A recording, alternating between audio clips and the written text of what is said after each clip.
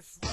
Come on, nigga, yeah, let's do it. Put it to him, put some bullets through that nigga. Don't be scared, really do it. Yeah, you hard, you that gangster, you that killer, you that shooter. You ain't scared to go to jail. Come on, nigga, really do it. Now listen, man, the story starts out simple and easy.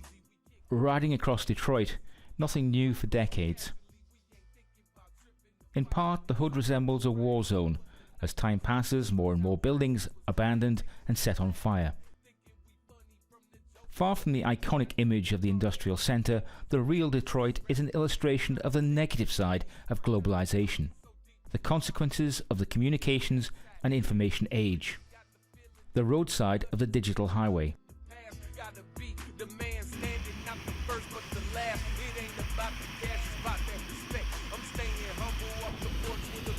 I never stumble, dude. Rip out the bushes and I'm pushing my luck.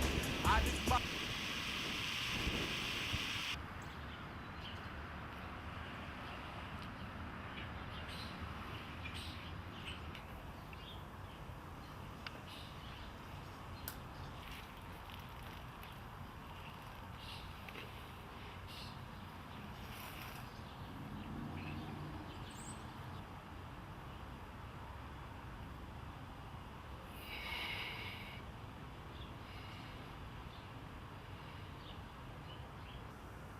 I have my friend in here.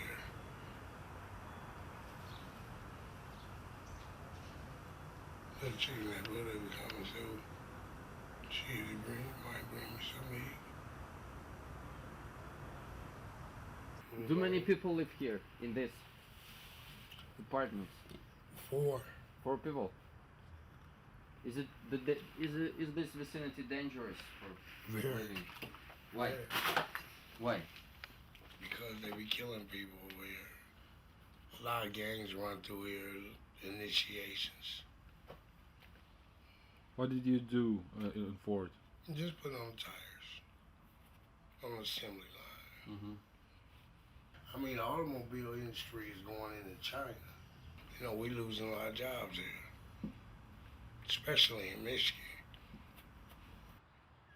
Lewis worked at Ford and knows much about globalization. He's typical of the homeless in Detroit.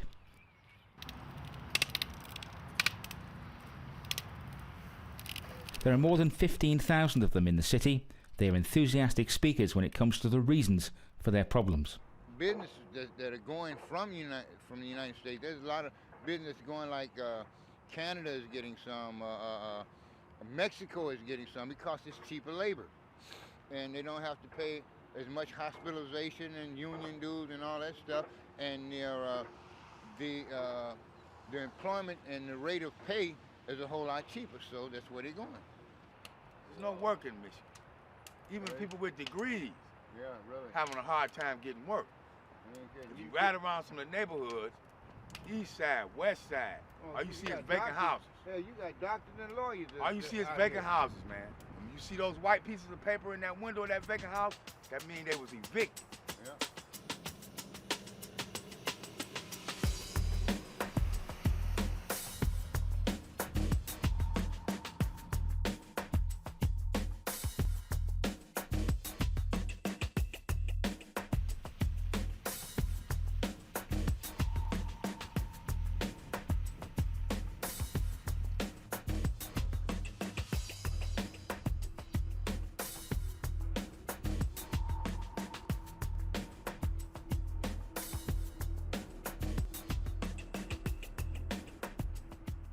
Michigan Central Depot is a Detroit landmark.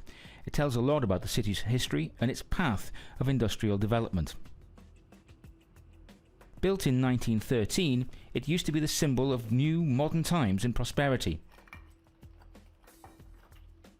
Henry Ford made it a business centre at the crossing of the railroads and the tram lines. The Great Depression put an end to economic development. The great highway system replaced the railroad and put an end to the depot. It was simply not needed in the time of the car. A symbol of the automobile's complete triumph over public transportation, the station is still there, as well as all the surrounding buildings. Good times never came back to the area.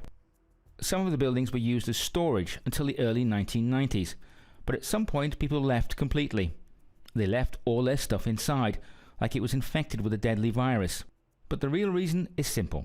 It would cost money. I think they don't fix it is because it's too expensive, and there's no use for it, you know. And I think that says a lot about American culture of things being disposable. You know, even beautiful buildings are disposable. Charles Psenka is a Detroiter, and the only reason for him to visit the city is his hobby, a website devoted to abandoned buildings. He takes photos and then posts them online. His business and home are a couple of hours from Detroit. Charles says the buildings are sometimes used to store and sell drugs and are very dangerous. There can even be booby traps to protect the illegal trade. Are all measuring spoons. There's 3 different sets right here, 4 different sets. 1, 2, 3, 4. Probably used to cook heroin, would be my guess. Right about the time the automotive industry quit this city, I guess, would be a good starting point for the decline. A lot of jobs left, a lot of secure jobs left, very good manufacturing jobs.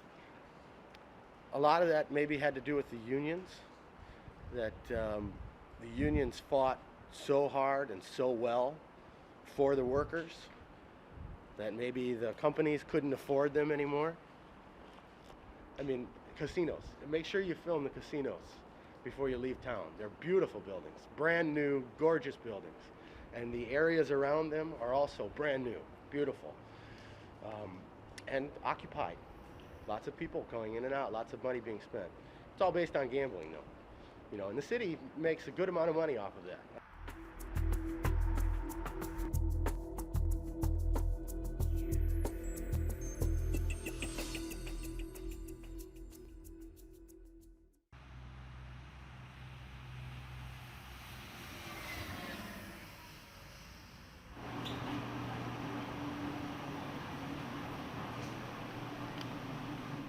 Another example of the decline is the legendary Carl's Steakhouse.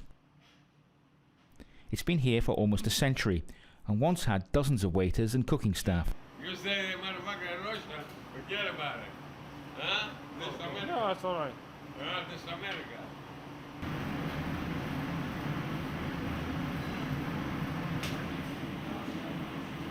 The best. The best thing ever had.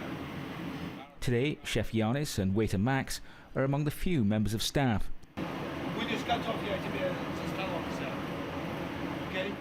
Max is a Russian immigrant and has worked here for 30 years.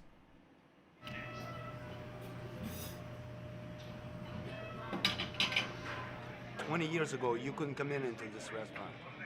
You had to wait in line for about 45 minutes to get a table. Right now, look, it's empty. On the regular, on a Sunday. Monday rush hour. Not a surprise, the centre is empty.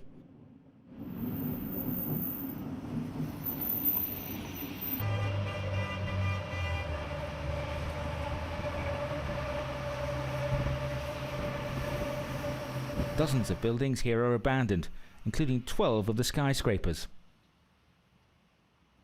The main question, what to do with these massive but useless architectural structures, has remained unanswered for decades.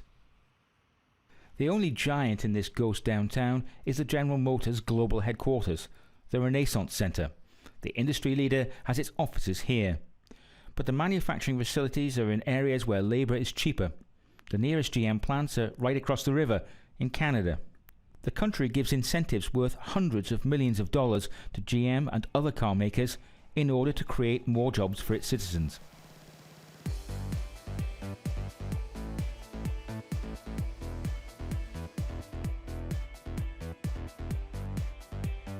The Renaissance Center hasn't lived up to its name. GM closed 4 of its plants at its home in Michigan in 2006 to 2008 and 6 in other states. More than 12,000 American jobs will be lost. With new plants opening in other corners of the world, GM now employs almost 300,000 people in 31 countries. That's the equivalent to a third of Detroit's total population. And this building downtown is ground zero for the Detroit industrial age, the first Ford workshop. The automobile boom started here, and here the assembly line was invented. It would take the car industry away from its hometown later. The building hides a place that encapsulates the story of Detroit more than any other.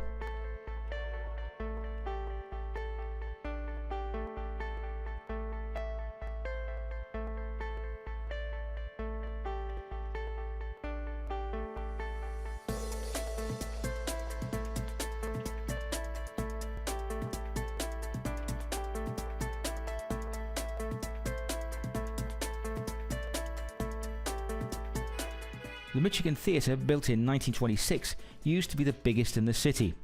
It's now a car park, a symbiosis of art and cars in the Motor City.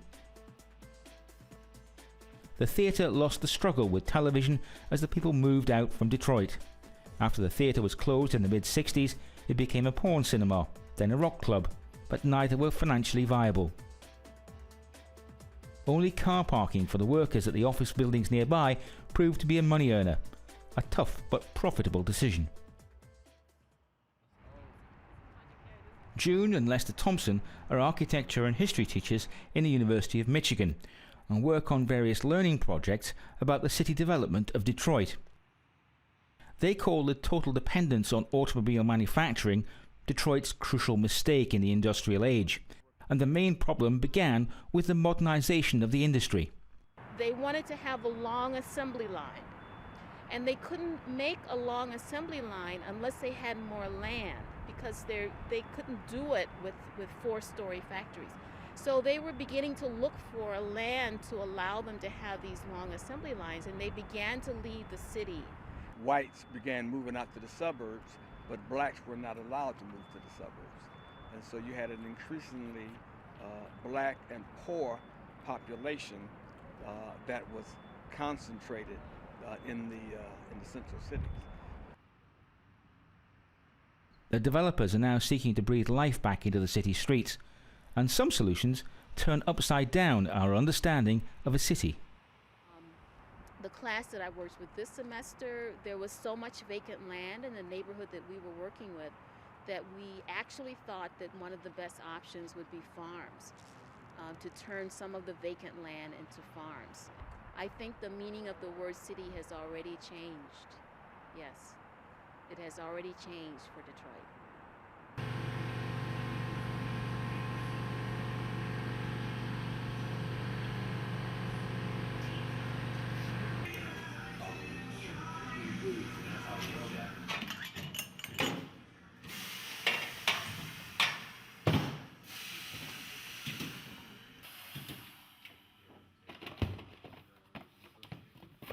Charles Psenka's brewery is far outside Detroit and is a typical model of local businesses. Charles says in the world of global communications and information, there is a total freedom to choose where to live, work, and where to set up your business.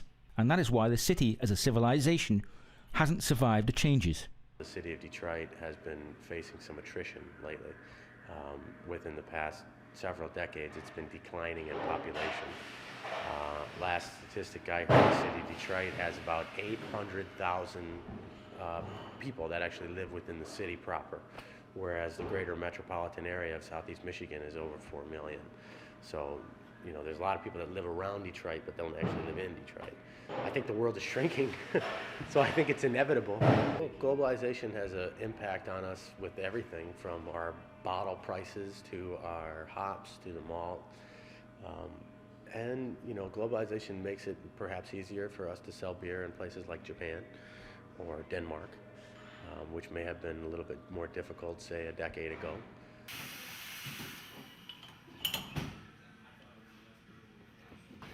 You can catch us, we televise in Atlanta, Detroit, and New York. I'm cutting. Peace. In general, the situation in Detroit can't be described as a disaster, as it may seem judging by the images. The homeless in Detroit have food delivered by various humanitarian organizations. Shelters are quite a common thing for the area. But that can never be enough for the crisis zone.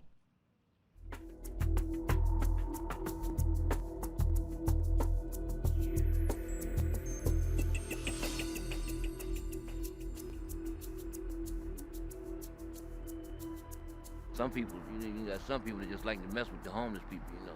And shit, you know, they like to mess with handicapped people in wheelchairs, you know, them young guys, you know. They call themselves having fun, I guess. You know, they just, you know, they think crazy, man. They be thinking crazy. You know, some they used to call it, they call it partying. When 6 guys jump on one guy, they call that partying. You know, when I was at Ford, I was working on the line, the assembly line, you know, putting on tailpipe mufflers and stuff like that. I didn't hold the job that very long. You know. The whole plant shut down. They moved out of the city. You know, that was about 20 years ago. You know, I'm 55 years old. You know, that was about 20 years ago. They're sending more money out the country than they spending here on their own people. You know, well, that's a shame. You know, you're born and raised here and you're homeless. You can't get no help. You know, there's so many people that's homeless now. You know. And then the shelters be full like tonight. The shelters is full, so, you know, I'll stay here. When the shelters ain't full, I'll stay in the shelters when I can, you know. Or sometimes I can stay over a friend's house, you know, but that's every now and then, you know. I never know, like, each night, I don't know where I'm gonna stay at night, you know, till it's, you know. People been dying around here kind of regular, you know. They've been finding people, you know, if they ain't froze, they either OD'd or somebody fucked them up, you know. I'm telling you, it's just a bunch of chaos, man. You know, a bunch of chaos, man. It's sad. It's sad.